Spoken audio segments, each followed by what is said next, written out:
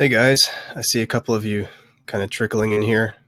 It says we've got 5 people out of 68 total registered. Let me know if you guys can hear me or not. This is a new software for me, so you might have to bear with me if we have any technical issues.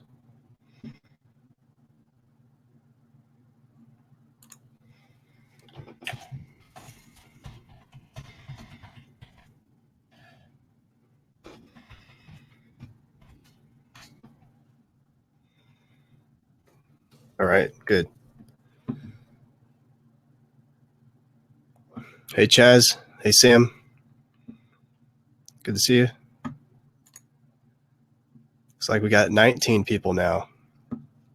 All right. So I started just a few minutes early here. We'll just kind of hang out till 7 o'clock, and then we'll get started. If you guys do have any questions you want me to get right into, though, just go ahead and type those in the chat box.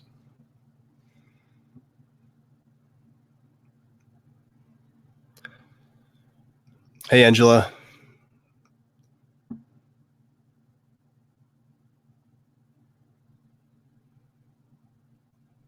Hey, Kathy.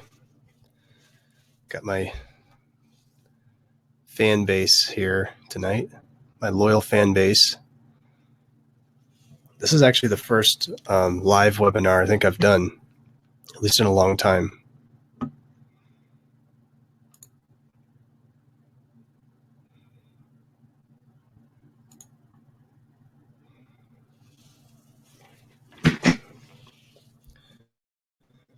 So I tried to set this up for you guys with the board back here. So if I start writing back here and you can't hear me, just start letting me know in the chat, because my microphone is right here and I might be facing this way, and I'm going to try to talk in the microphone and not forget.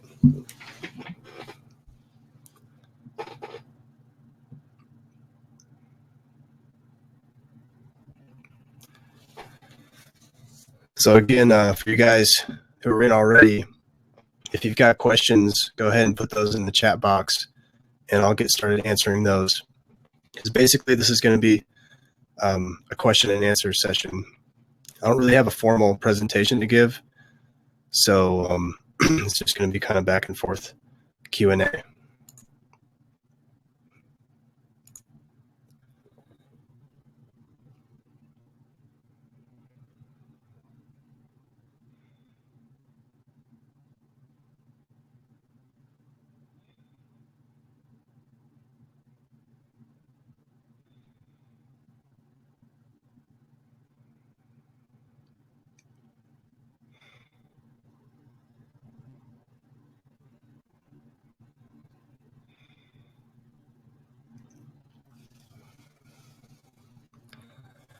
Okay, Kathy got a question there, easy to answer right now anyway. So she asked, do I have any workshops this summer? And in fact, I do. This coming week, I'll be announcing 2 of them. So one of them will be in Florida near Jacksonville, and that'll be a 5-day workshop focused on cob building and natural building. And we'll be doing a cob shed, a small building. And then I have one in Tennessee, which is going to be a bit different format. It's going to be a classroom setting. So basically we'll be staying at the Smokehouse Lodge in Monteagle, Tennessee, and we'll be doing a sit-down kind of classroom workshop where I'll teach you all the details of designing a building. And we'll cover probably 100 different topics. So that's really, really valuable. I've never taught one this way, but I think people will like it. So I'll announce all the details on that this week. If you're signed up for my newsletter, you'll be getting all the info pretty soon. And I'm probably going to do a webinar again next week as well. And I'll announce the info on that again. So you can stay tuned for that.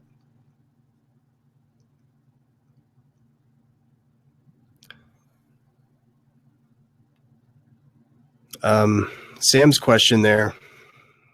about the mortgage, kind of the reality that I've seen with Cob building and natural building.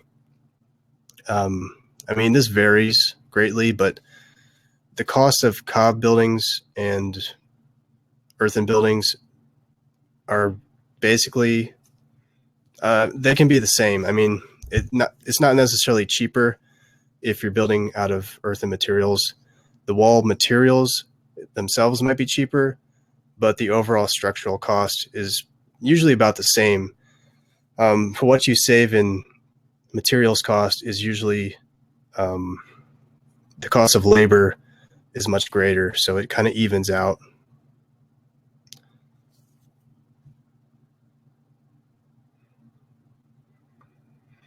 So to try and answer that question, I don't know if I did very well, but if you want to avoid a mortgage by building a Cob house, it might be a good way, or it might just not work that way. A lot of people can save money building a Cob house or a natural building, but it can also be just as expensive or even more expensive than a conventional building. So it really all depends. It depends on a lot of variables. Depends really on what you want your home to be like.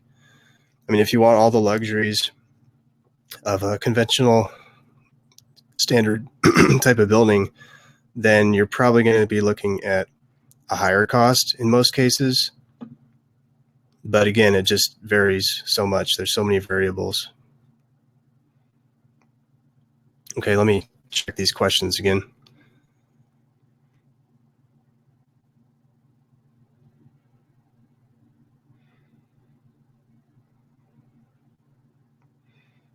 That's awesome. Good to hear that, Angela.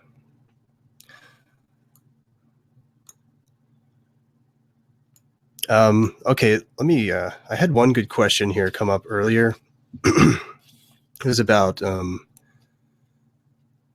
building Cob in a cold climate. So I get a lot of people asking me this: if you can build a Cob building or an earthen building in a cold climate. I have a lot of people in Canada ask me this, especially. But the answer is yes. You can build with earthen materials in cold climates, but it takes a little extra designing. And so basically what you want to do is take a hard type of insulation board, and you're going to sandwich it between two Cob walls. Now, I can try and draw this out real quick.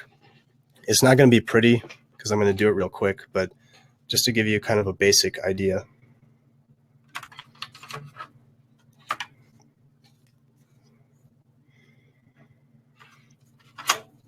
So let's take this red, and let's say this is our insulation board.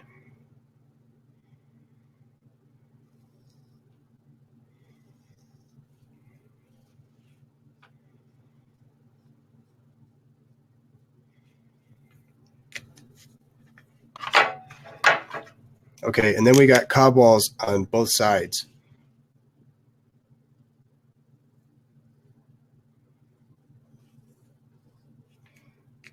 And of course, underneath we have our foundation supporting all of that. Now, what you're going to do to connect these two walls is to run rebar.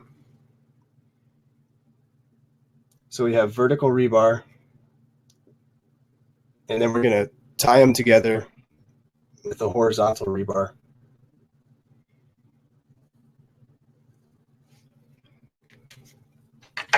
So this is what they do with rammed earth buildings in cold climates anyway.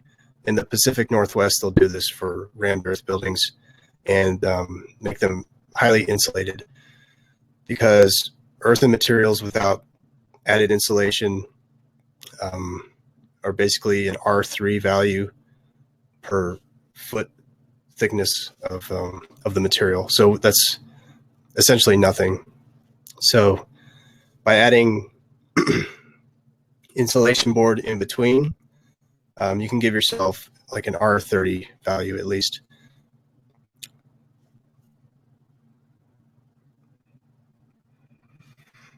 And the same thing can be done for the foundations and the footers.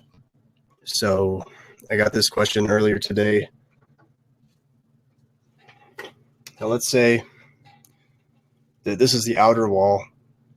And then the inside we have let's say we have a concrete floor.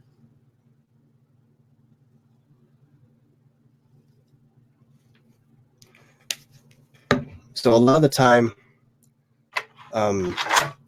heat will escape out through the floor.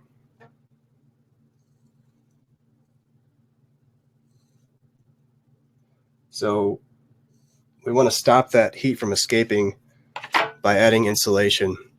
Now, again, this is not the most natural material, but to be practical, if you're in a cold climate, this is probably the best thing to do. So you can add hard board insulation.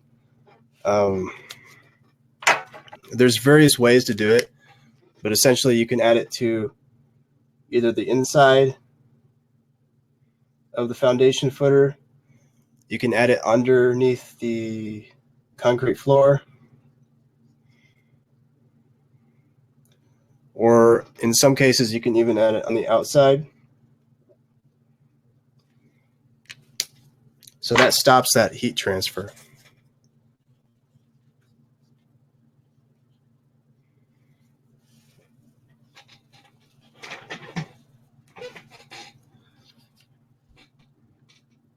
Okay. Let's see, how many people we got in here? Oh, we got 30 people now. So welcome everybody who just came in. Basically, this is a question and answer session, and this is my first live webinar in a long time.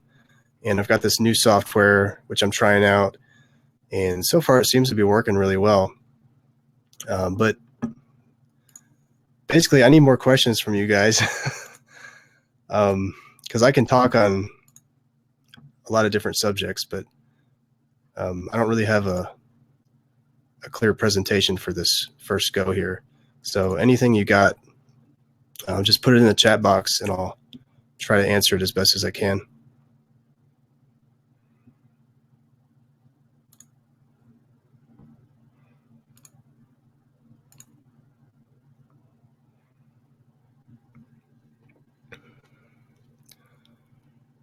Okay. Yeah, I see your question again, Brittany. Let's see.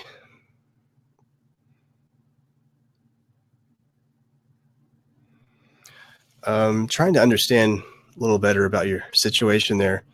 What I can say from what you've written, you do want to make sure you're building on solid ground. You don't want whatever's underneath your building to have the risk of shifting, because that would shift your building and cause a lot of damage to it.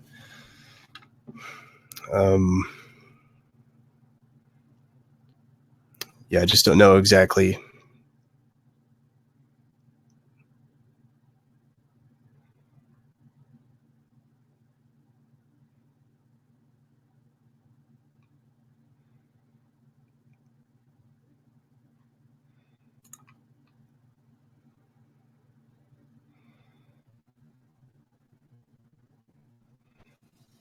Wendy, let me try to get your question first here. Can you build a Cob home in the south? Yes, I don't see any reason why not, but I understand where you're coming from with the humidity and the moisture and everything, and the sandy soil, which you mentioned. So we're dealing with that right now in Florida. That's a big problem down in Florida, is the soil is just way too sandy in most locations. So from my experience, I've never worked in like southern Florida because the soil is just way too sandy from what I've found so far. But up near Jacksonville, kind of North Florida, where we'll be doing this workshop, the soil has a lot of sand in it, but it's interesting because it's almost like the perfect mixture between the clay and the aggregate. or the sand. So it's almost like you can just dig it out of the ground, add water and straw and mix it, and you're good. Whereas in a lot of places, you have to take the soil, add in the aggregate, and then the straw and the water. So in some parts, at least some parts of Florida, and some parts where it's extra sandy, it could almost be an advantage. But you really do want to test your soil. Do a lot of tests before you actually start building a building. So that's what we're doing in Florida right now, is just doing several tests. And I advise people to do mixtures and then make test bricks.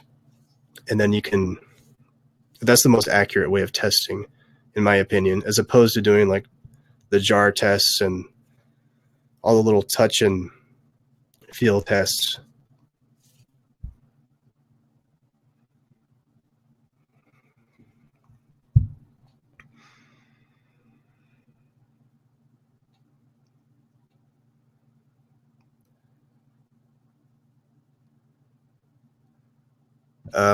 Again, Wendy, let's see. If you're in Hilton Head, South Carolina, I'll be having workshops, from what I know, in Jacksonville, Florida, near there at least, and in Monteagle, Tennessee. So far that's all I've got as far as locations go. But nothing in South Carolina, actually.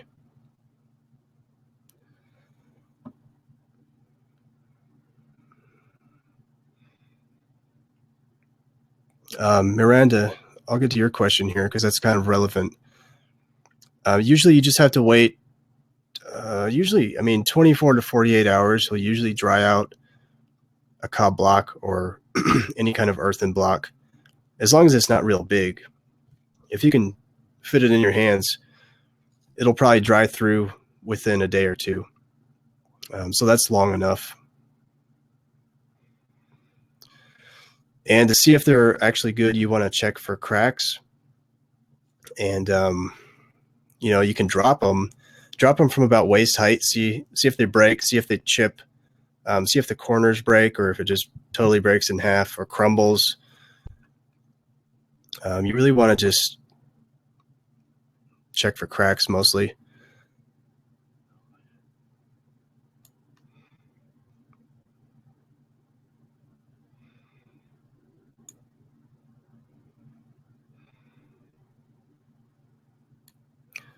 Yeah, that's right, Miranda. Just do various ratios and test the various ratios by making bricks, and you kind of like narrow down your choices to find the best ratio and the best ingredients too.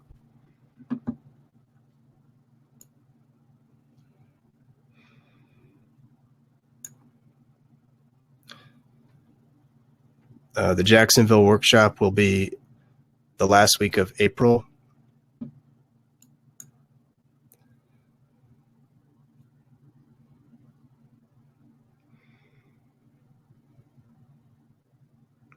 And bear with me, guys, while I read these questions. Sorry for the moments of silence.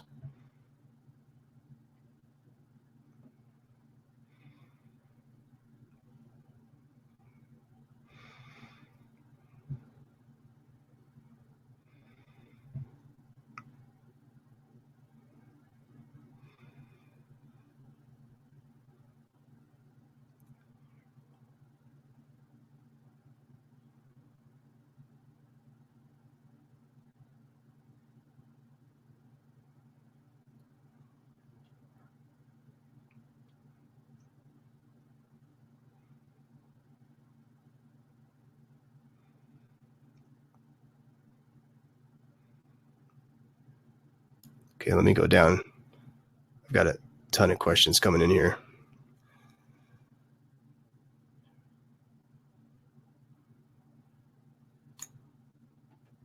Okay, yeah, this is a good question from Suzanne.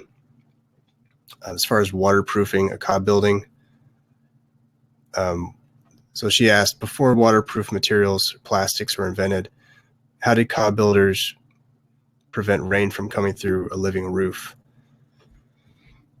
So I don't know about the whole living roof thing, because some people do that and some people don't. But there's several key things you should do to keep your cob or earthen building waterproof, at least if you're in a temperate or moist climate.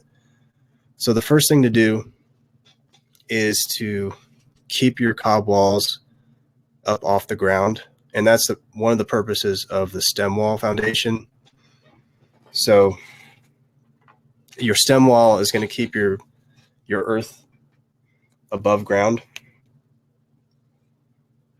So any rain is going to wash along the ground and not touch your walls, and rainfall will splash up and hit the stem wall instead of the actual earth wall. Okay, so keep that about a foot to a foot and a half off the ground. And then you want to have a good roof overhang. So it's good to have a good 2-foot roof overhang, kind of as a general guide. And then the third thing would be to add some kind of render to your wall, either an earthen render or a lime render, and that'll protect your walls from a lot of the elements outside. But what you want to avoid is using any sort of chemical paints or concrete renders, because those will block moisture. You have to use what's called a vapor permeable plaster, and that essentially means that water vapor can pass through the plaster, because if you use some kind of synthetic paint or render or stucco, moisture will get trapped behind that stucco or that finish layer, and it'll just get trapped there, and it'll build up inside your earth walls and eventually just turn them kind of back into mush. So that can cause a lot of structural issues. So you want to avoid that by using vapor permeable or breathable renders like earthen plasters, lime plasters.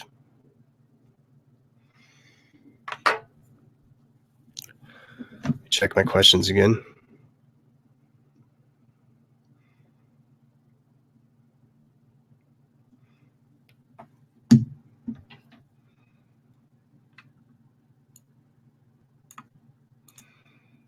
And we got 36 people in here now.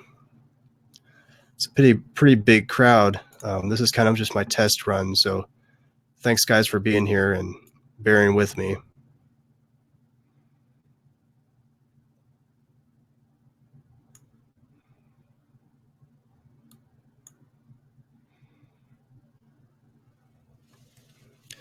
Chaz asks a good question here, and he said, are cob building codes accepted in New Mexico?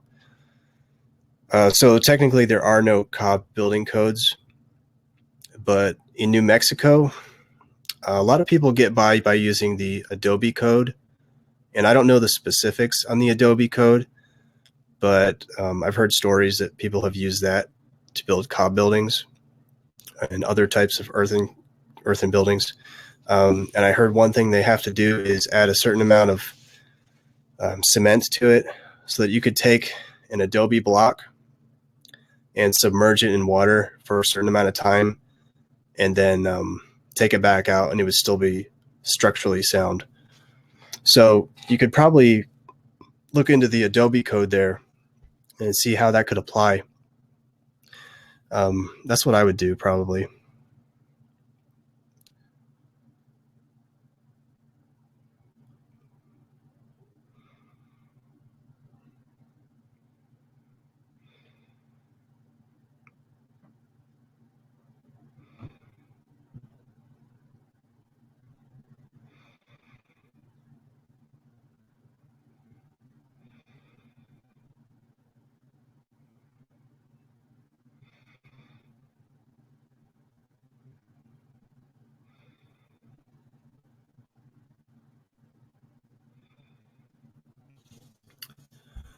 Let me check here.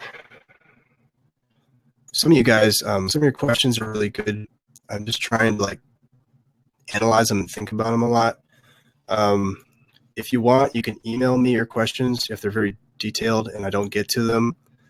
Let me put my email address here, and I'll try to respond to you.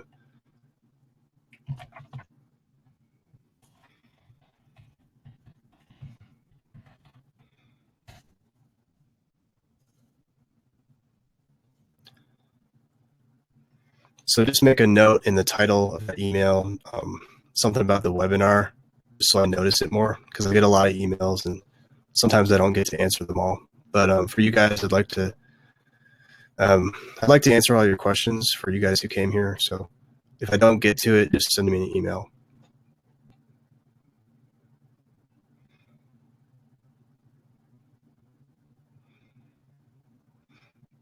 Yeah, Julie, that's a good idea. To get started with cob building and just get a feel for it, I always do recommend just starting with a small project, something really easy. The first thing you should do is just start experimenting. Just start making some cob. Go make a tarp full of cob, and I mean, you'll learn a ton. That's the best way to start. That's what I did too. So yeah, start with a cob oven is a great starter project. And if you feel like that's if you want to do more than that, you could scale up to do like a cob garden wall or something. Let's see what else. And yeah, I mean, cob ovens, cob garden walls, small stuff like that. And then if you want to go up the next level, you can maybe do like a shed or something. But yeah, good idea to start small. I don't really recommend people jump right into building a whole building, especially their own home, without having some experience or feel for the material.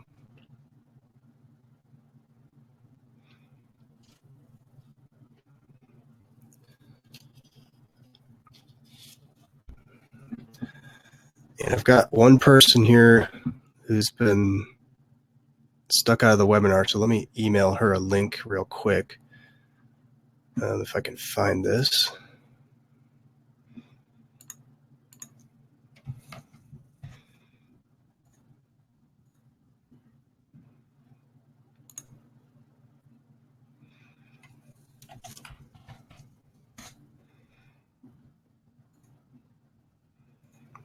And yeah, go ahead and give me some more questions if you got any more.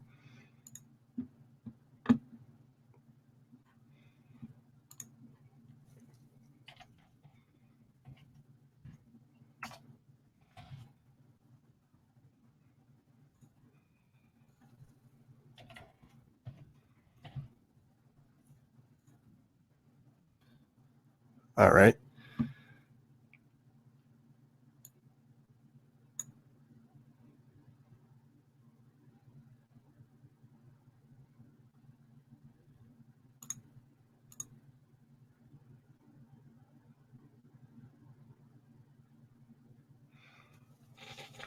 So to try and answer your question, Sam, I haven't heard any stories exactly like that. Most of the time, they're really just following their rules, what they have to do for their job. They don't really have any issue with cob builders, particularly. They're not really out to get them, but they're just trying to do their job, really. And there's no official code for these materials yet, so I mean, it's tough.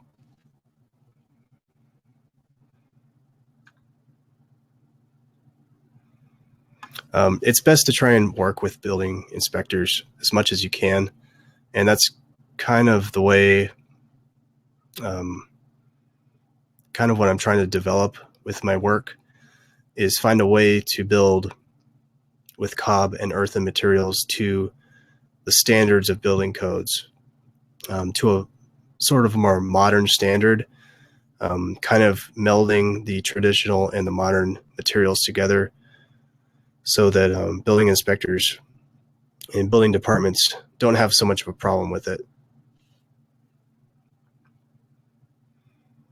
And hopefully this summer, I'll be working on that a lot.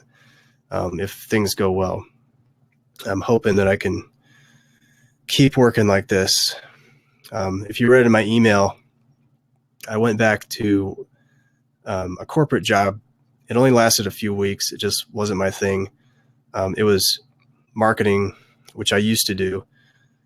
I just don't enjoy it working for an agency like that. I love marketing, but I only like to market for my Cob business, basically, because I love what it's for. But doing it for a company is just not fulfilling. So, yeah, back to it.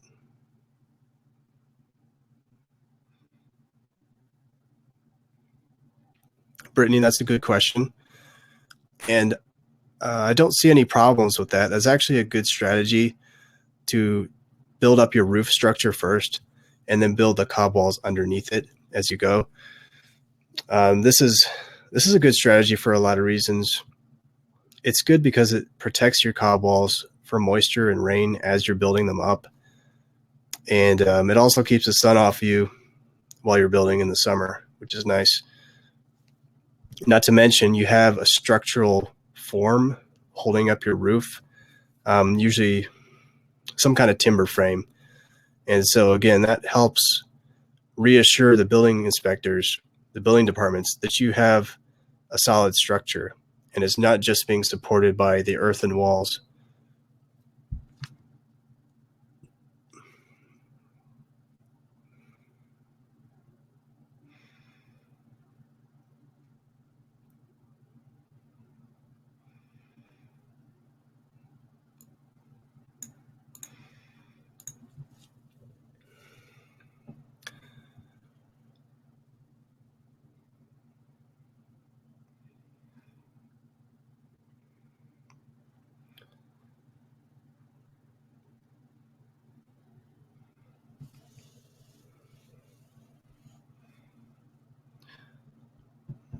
So I do want to do some experiments this summer with some insulated cob. I did some work this past year with some insulated rammed earth, but I really want to test it out with cob just to make sure it actually works. And I also want to try, instead of using sand as aggregate, I want to use like more of a rough gravel as the aggregate. And I want to see if this makes it stronger, because I haven't seen anybody do this, but they do it with rammed earth, and the PSI is just amazing. It's so strong, just like concrete. So probably what I'll try is adding this rough gravel as the aggregate, adding a little bit of Portland cement, and then the usual cob soil. And we'll see what happens. I just kind of need the space and the materials to do it, which I haven't had. So we'll see if that works out this summer.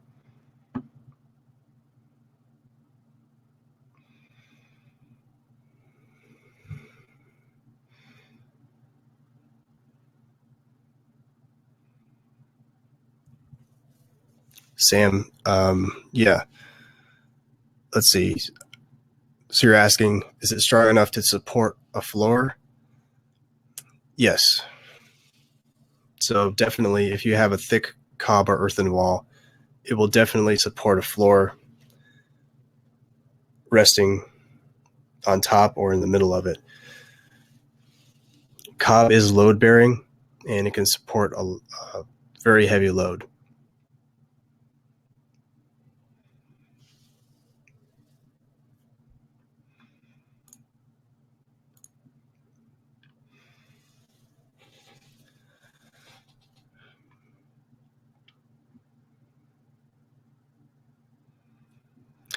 So let's see.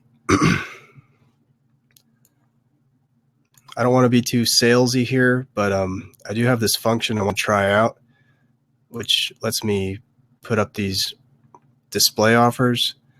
So let me click this and see if it works.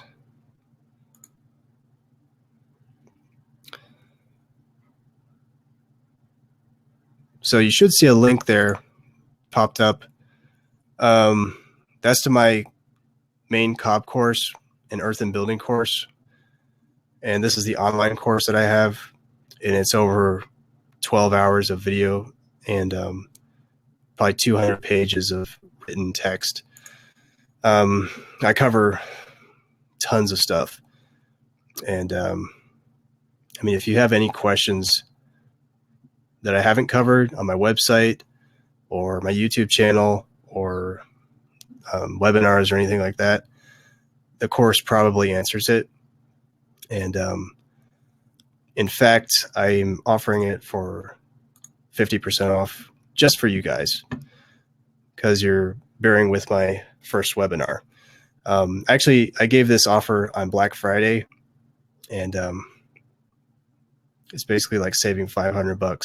So if you're interested, it's there.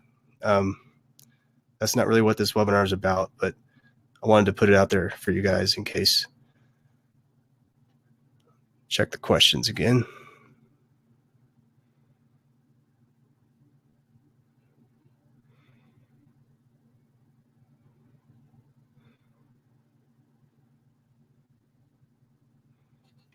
Oh, thanks, Sam. Yeah, I'm hoping to do another course here pretty soon. If the summer goes well and I get some good projects going, I want to do a lot of video again and put together an even more in-depth course because there are still a lot of topics I haven't covered and I want to kind of branch out into some new stuff, get a lot more lessons on rammed earth, some light straw clay, and just kind of overall natural building. And of course, a lot more cob building in there too.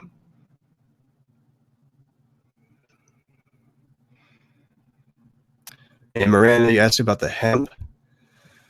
I don't know a lot about that in particular that you're talking about, but I mean, I've researched a little bit into hempcrete, and that's an interesting material.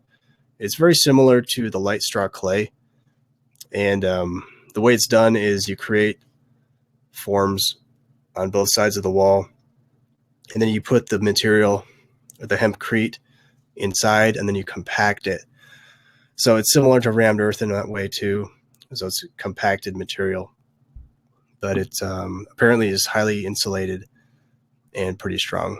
Not as strong as rammed earth, of course, but actually, I don't even know if it's load bearing. I'd have to look into that.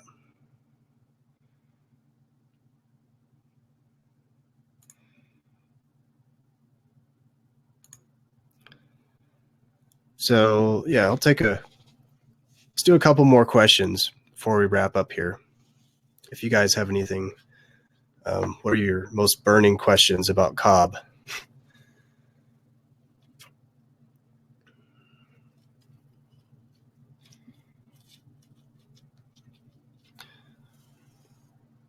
Actually, has anybody here built anything with cob or with any kind of natural building material? Just put something in the comments. I'm just curious.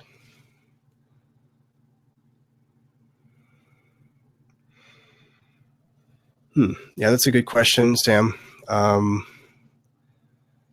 There's a lot of mistakes to make.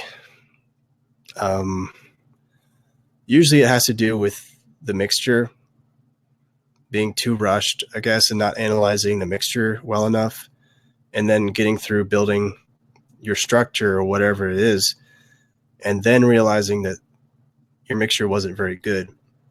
And then you run into problems with cracking and eroding and just the structure kind of being compromised.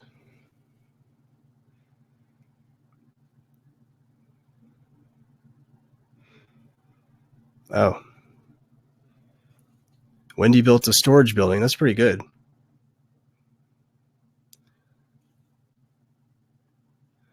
Yeah, cob is really labor intensive.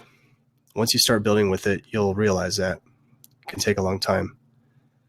I've had a couple people come to cob workshops of mine, really excited about it, and then they get started building with it, and they realize how hard it could be. They start picking up lumps of cob, and they're like, it's like picking up stones sometimes. It's really heavy. And, I had this old couple. They wanted to build a building with cob, and they realized how difficult it was. So, I mean, I try to show the reality of it. I mean, it can be tough, but if you really want to do it, it's worth it.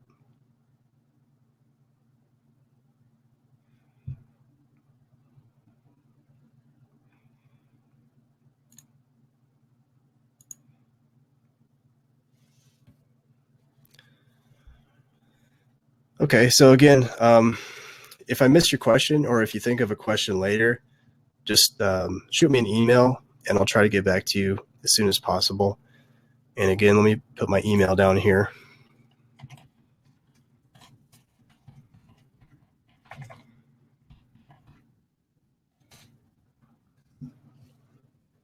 Okay. Um,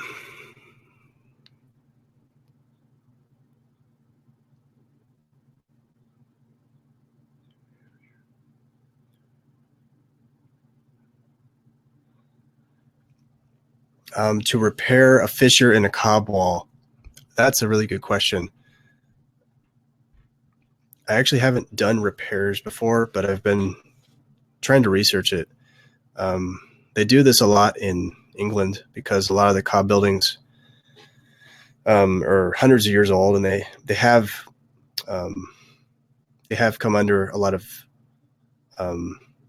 damage because of low maintenance and just being old.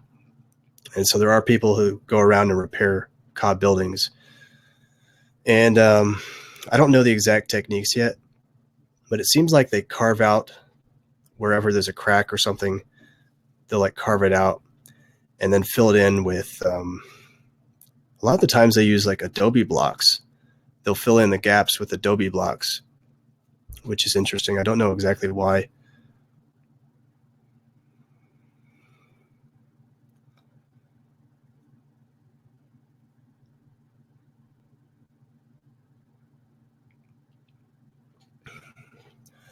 Eagle Spirit, hello. I think I saw you on Facebook earlier. Glad you could make it.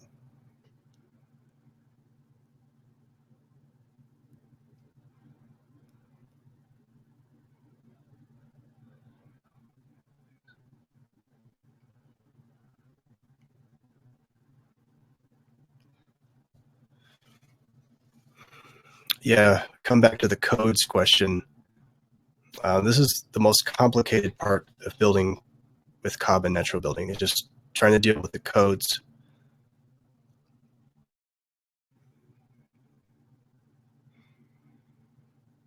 Not a simple question to answer. For that, shoot me an email and I'll get back to you on that one. And maybe next time I'll reply and give everybody the answer. But I need to think about that one a little bit.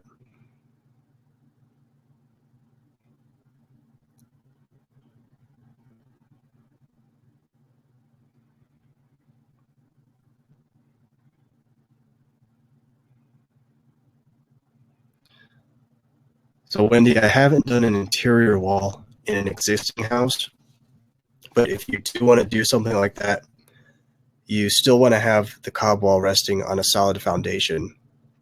So, something that can bear the load of a cob wall. So, a cob wall is extremely heavy. That's why I usually recommend conventional concrete foundations.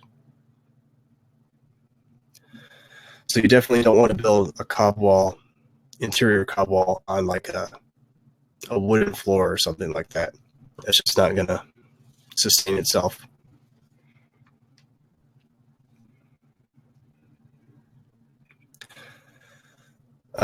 So can cob be used as an underground shelter structure? I get this question a lot, and honestly, the answer is no, because cob cannot touch moisture. If it's underground, it's going to be constantly under the risk of um, being touched by moisture, just running through the ground. Now you can line the walls with plastic and stuff and all that, but it's just a huge risk. If that plastic or whatever gets punctured, you're not going to have any way to repair that hole. So I don't recommend trying to build cob underground. However, the wall facing the outside, if there's 4 walls and the one wall is facing the outside, then you can build that with cob because you can protect that enough. But any cob or earthen wall you have, you don't want to have it underground or up against something that moisture could come through.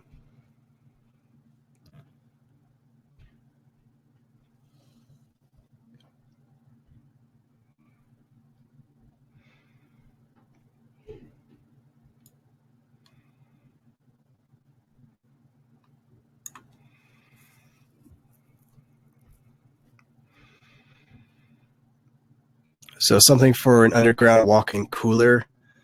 I'm not really an underground building expert.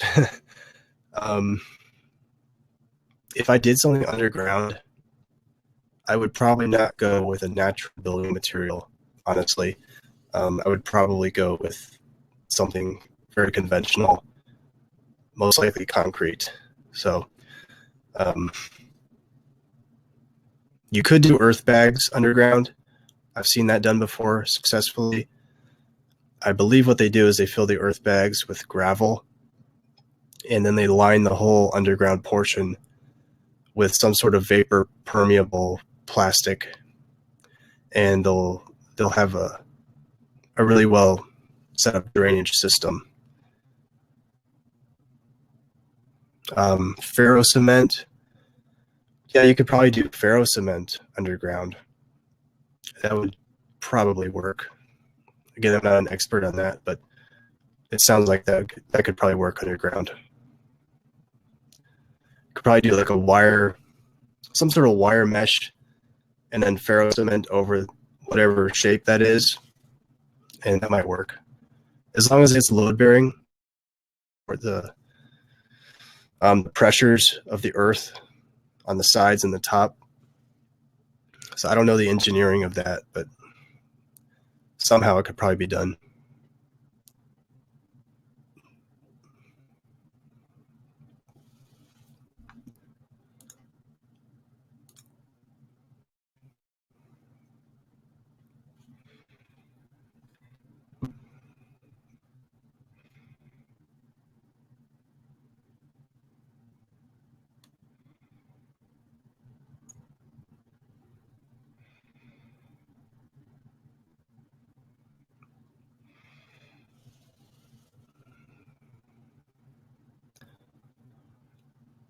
So I'm looking back through the questions here. Brittany had another good one about heating and cooling in the building.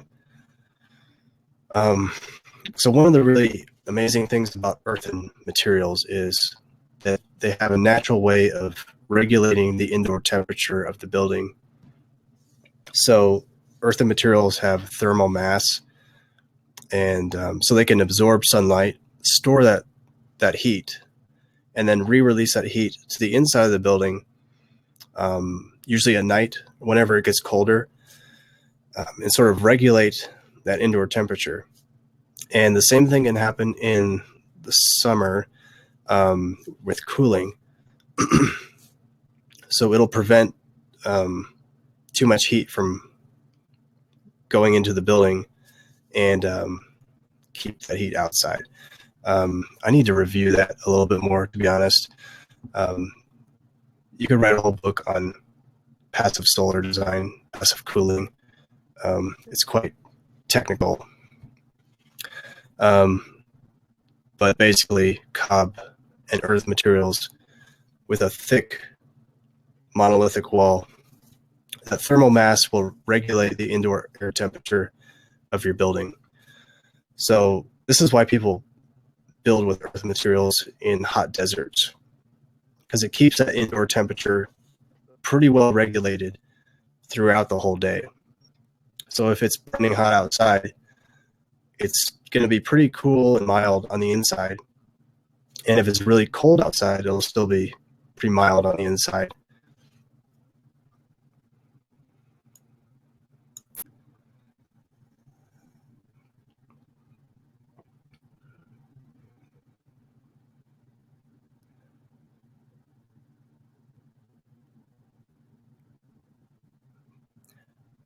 Gary, yeah, I haven't seen that before. It sounds interesting.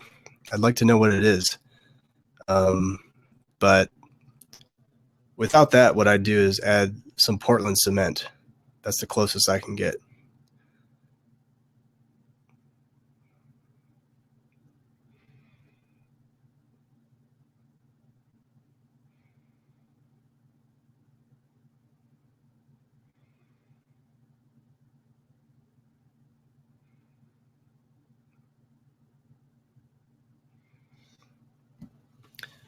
And Kathy, yeah, I've worked on one rocket stove in a Cob House before.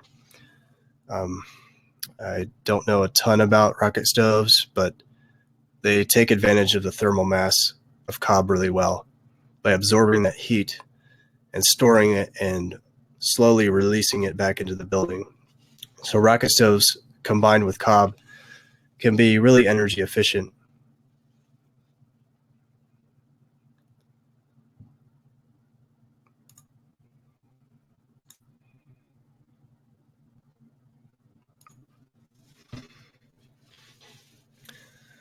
So, okay, one last time, if you guys want to email me your questions,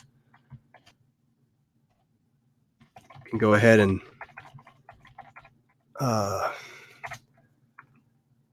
email me there, alex@thiscobhouse.com.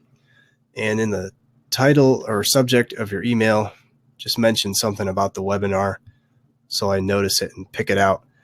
And I'll try to get back to you as soon as possible. So yeah, we've been on for about an hour. And this was kind of the test run. I'm thinking about doing one of these per week. So what do you guys think of that if I do one of these a week?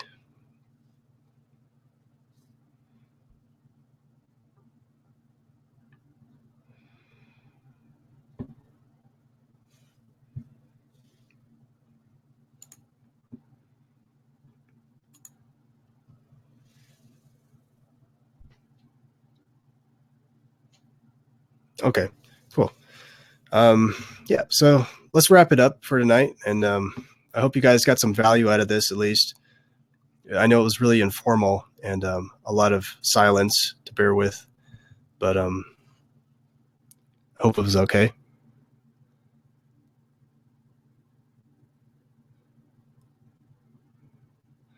All right, cool. Yeah, think of your questions. And if you want to join me next week or in another week, you can always answer, or you can always give me the question then and I'll try to answer it.